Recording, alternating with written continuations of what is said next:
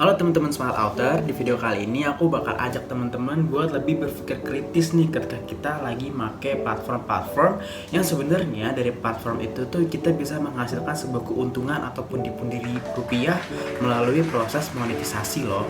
Hah? Monetisasi? Iya, monetisasi. Jadi proses mengubah sesuatu sehingga bisa menghasilkan sebuah keuntungan bagi pengguna tersebut gitu. Nah, biasanya monetisasi ini tuh bisa dilakukan di media digital seperti ketika kita sedang memproduksi konten online. Nah, ada beberapa platform yang bisa dijadikan sebagai pelaksanaan proses monetisasi, tapi platform yang bakal aku bahas di video kali ini tuh cuma dua, yaitu platform TikTok dan platform Instagram.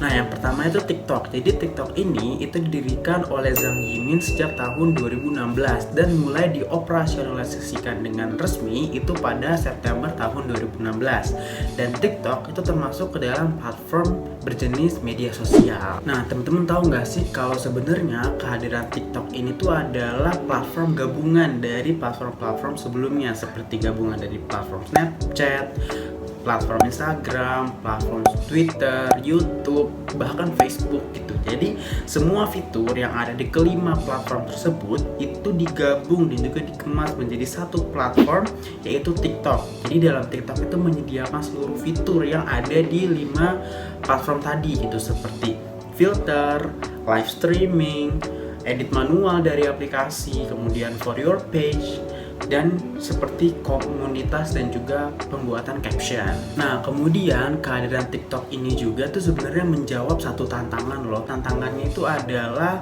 menjawab rasa bosan penonton ketika sedang menonton satu konten gitu. Jadi kalau di TikTok ketika kita bosen nonton satu konten itu kita bisa hanya menggerakkan jari kita ke atas. Jadi kayak bahasanya itu kayak swipe, itu kita akan mengkonsumsi konten lainnya. Maka dari itu pergerakan atau mobilitas konten di TikTok itu sangat tinggi karena ketika penonton bosan mereka tinggal swipe gitu.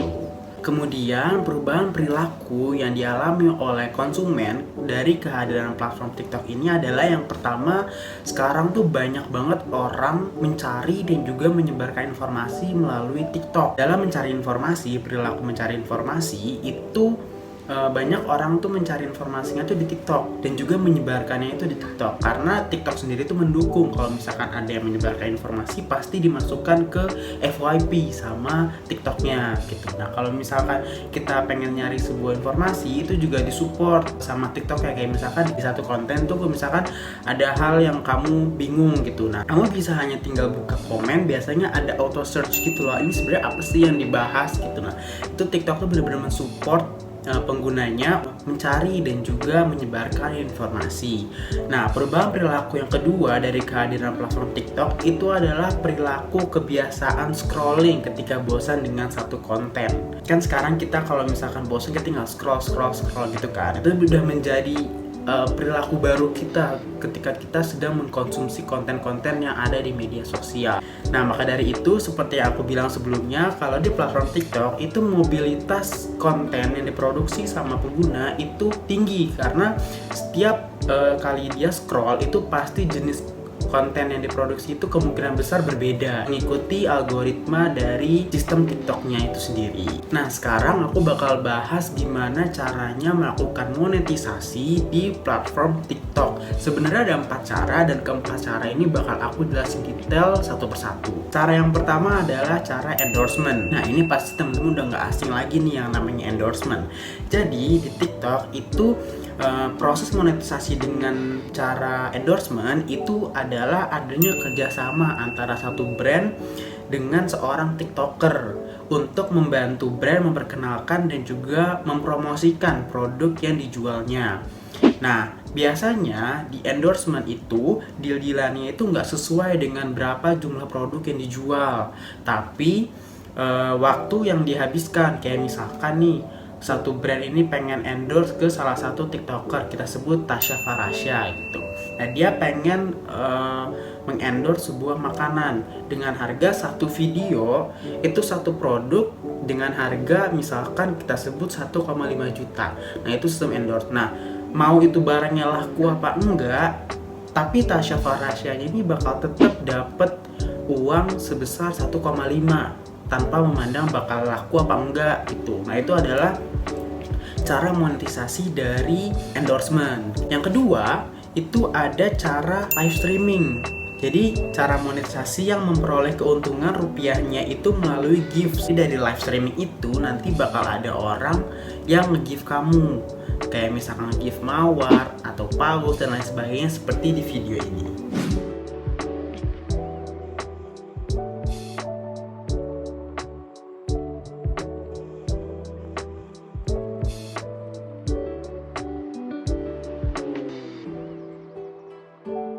Nah jadi setiap gift yang diberikan oleh penonton itu bakal bisa dirupiahin sama kamu. Tapi ada syarat, TikTok bakal minta 30% dari setiap gift yang kamu terima sebagai komisinya gitu. Misalnya kita ambil contoh, kamu lagi melakukan live streaming, kemudian ada penonton yang nge-gift kamu sebesar 5.000 koin. 5.000 koin itu kalau dirupiahin sekitar 1,2 juta. Tapi kamu gak akan nerima 1,2 juta itu, karena TikTok akan minta 30% komisi dari gift yang diberikan. Kamu cuma bakal nerima 70%-nya aja. Jadi tadinya kamu tuh harus yang nerima yang 1,2 juta, karena diminta 30% komisi, jadi kamu cuma bakal nerima 840.000 doang. Tapi meskipun demikian, kamu juga bakal tetap dapat duit kok. Cara yang ketiga untuk bisa melakukan proses monetisasi yaitu dengan cara afiliator. Jadi kamu itu bakal ada yang namanya fitur keranjang kuning. Di situ kamu bisa menjual produk yang kamu jual, dan keuntungannya itu dihitung sesuai dengan seberapa banyak produk yang terjual di fitur keranjang kuning itu. Tapi sama seperti cara yang kedua, itu TikTok tetap bakal minta komisi dari setiap produk yang terjual. Nah, tapi kalau di afiliator ini itu komisinya lebih kecil, hanya 5-10% aja dari barang yang dijual. Kita ambil contoh misalkan seperti di video ini. Nah, di video itu ada kan fitur keranjang kuning. Nah, di situ dia menjual sebuah produk. Nah, setiap kali ada orang yang beli produk itu dan ada satu produk yang terjual, itu keuntungan yang diperoleh oleh penjual tuh nggak 100%, melainkan bisa 95-90% aja, karena 5-10%-nya itu diminta sama TikTok sebagai komisi. Nah, cara yang terakhir itu adalah dengan cara mengaktifkan paket bisnis gitu. Jadi pengguna itu bisa mengubah akunnya dari yang sebelumnya akun biasa menjadi akun bisnis dengan memenuhi beberapa syarat. Nah, syaratnya itu yang pertama, kamu harus punya followers minimal 1.000 followers. Nah, kalau misalkan kamu udah punya 1.000 followers, kamu bisa mengubah akun kamu menjadi akun bisnis. Dan dari akun bisnis itu, kamu bakal dapet fitur yang namanya TikTok Shop. Di situ kamu bisa menjual produk yang kamu jual. Nah, tapi di sini TikTok tetap minta komisi, tapi komisinya nggak sebesar dari cara-cara sebelumnya. Komisinya itu hanya 1% ditambah Rp2.000 dari produk yang terjual gitu. Makanya kamu sebagai penjual yang menggunakan cara ini itu perlu menentukan harga jual yang tepat biar nggak rugi. Nah, kalau ditanya upaya monetisasi yang mana yang paling terbaik bisa dilakukan di platform TikTok, menurut aku itu adalah endorse, karena penghasilan yang bakal kamu dapat dari cara endorsement itu udah mutlak hanya kamu dengan brand, gak ada komisi-komisian seperti ketiga cara yang lain. Dan penghasilan yang bakal kamu dapat itu mutlak sesuai deal-dealan yang udah kamu deal sama brandnya. Misalkan harganya 1,5 juta per satu video yang berisikan satu produk. Nah, itu ya udah, mau gimana pun, mau rame apa enggak videonya, mau kejual apa enggak produknya, kamu tetap bakal dapet 1,5 juta itu. Nah, itu adalah upaya yang menurut aku paling bagus untuk dilakukan di platform TikTok. Nah, teman-teman juga tahu nggak sih kalau misalkan kehadiran TikTok itu memberikan dampak yang positif buat penggunanya. Pertama itu TikTok membantu masyarakat menciptakan lowongan pekerjaan, seperti ketika kita sedang melakukan proses monetisasi yang tadi kan.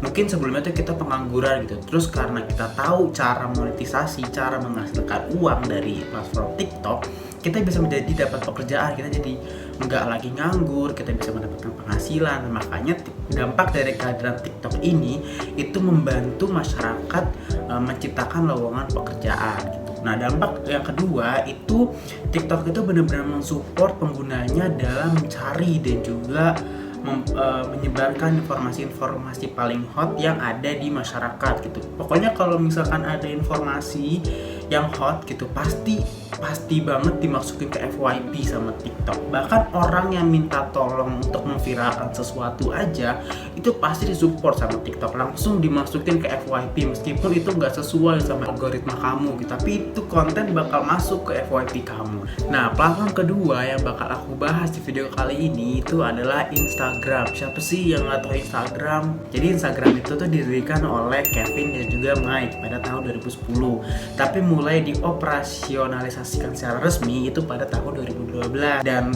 Instagram ini itu termasuk ke dalam jenis platform media sosial sama seperti TikTok. Nah, kehadiran Instagram itu menghasilkan budaya baru yang namanya flexing, dan ini menjadi fun fact dari kehadiran Instagram gitu. Nah, dengan adanya Instagram itu pasti setiap orang dalam melakukan apapun dan juga dimanapun itu pasti dia bakal up ke Instagram, kayak misalkan di-up ke Instastory atau misalkan di-up ke feeds dengan dalih untuk mendapatkan perhatian.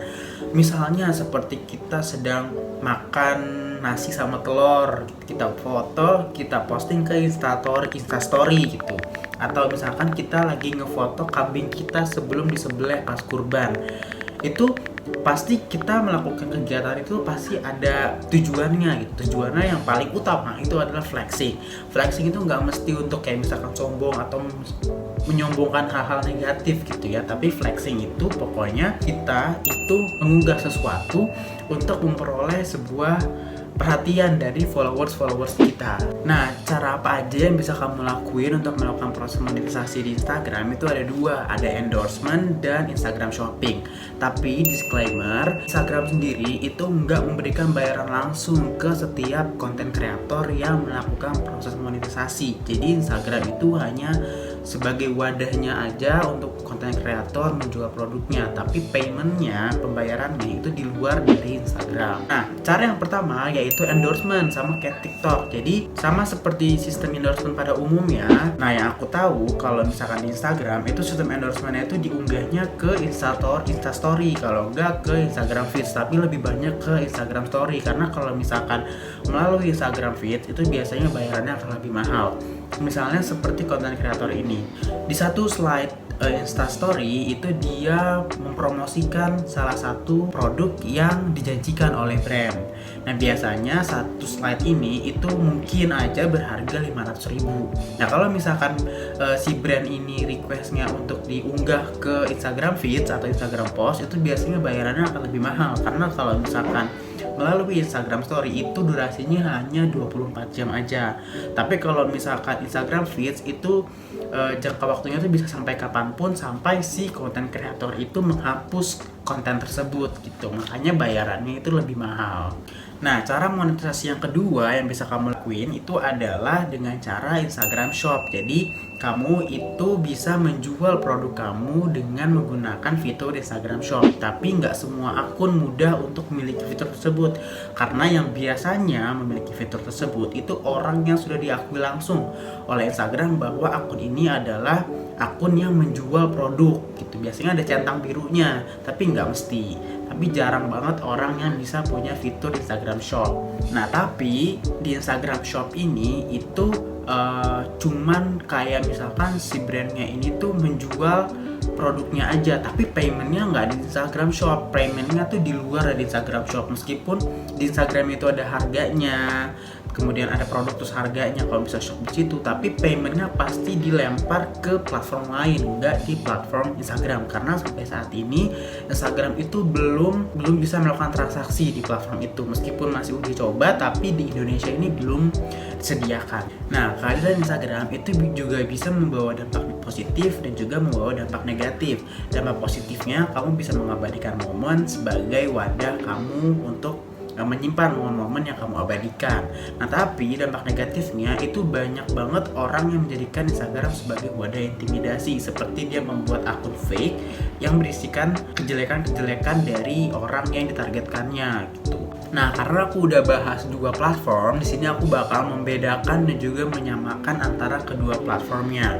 Kedua platform antara TikTok dan juga Instagram itu adalah platform yang sama-sama sedang ada di atas popularitas gitu. Jadi keduanya ini menjadi platform yang paling banyak digunakan oleh masyarakat dalam jenis media sosial. Yang membedakan di antara kedua platform ini itu adalah cara monetisasinya. Caranya kan udah beda. Kalau di TikTok itu dalam proses monetisasinya itu TikTok ngasih imbalan ke penggunanya, kayak misalkan dengan cara live streaming tadi, ada orang nge-give 5.000 koin, kamu bisa dapat duit dari 5.000 koin itu. Tapi kalau Instagram tuh nggak bisa, karena Instagram itu cuma wadahnya doang. Instagram itu cuma ngebantu kamu untuk menjual produknya, tapi paymentnya nggak dari Instagram, paymentnya di luar Instagram. Jadi TikTok itu dia bisa melakukan monetisasi, kalau Instagram itu nggak bisa. Nah, mungkin teman-teman itu bingung ya, platform mana sih yang punya potensi paling besar dalam menjalankan monetisasi. Nah, menurut aku pribadi adalah TikTok. Ada beberapa alasan. Yang pertama, karena TikTok itu saat ini penggunanya lagi banyak banget.